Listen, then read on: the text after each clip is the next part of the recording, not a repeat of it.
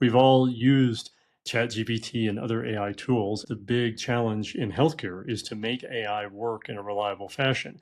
So in our system, we designed a capability for our system to get feedback from this human layer. And initially, we reviewed everything manually. And that allowed our clinicians to teach the model, this is the right way, this is the right way. And over a period of years, we were able to train our system very effectively on how to handle over 2,000 different types of lab results. It's not an easy process. I mean, it takes a lot of time and effort to do that. But then at the end, you have a very, very reliable results. So you have to build a system that can know when it's seeing something it doesn't know how to handle, and it can ask for help. And by doing that, then insert humans in the loop to be able to teach it how to do it.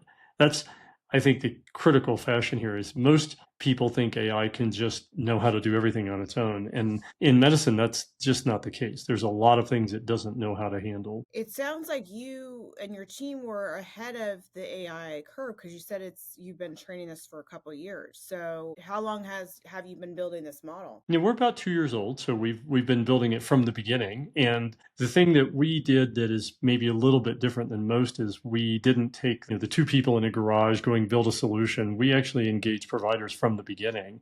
So we were able to work with some very, very seasoned providers that would give us very, very useful feedback. And as we built our proprietary data set, which is now huge, that allowed us to train our system on how to handle a very, very complicated set of clinical results. And I think that's another area that in AI and in healthcare, a lot of applications of AI have been relatively simple. Our particular one is very complicated because lab results are very clinically challenging. And then if you take into account the history of a patient that can also be quite clinically complicated, that ends up with a really interesting challenge. How do you take a complicated patient and a clinically difficult lab result and figure out what to do next? So that's where we play, and that has resulted in a pretty sophisticated system. We had deep AI experience, obviously, in the company from the beginning that allowed us to build this system. But I don't think there's any shortcut. You have to do the work. You have to spend the time and build the data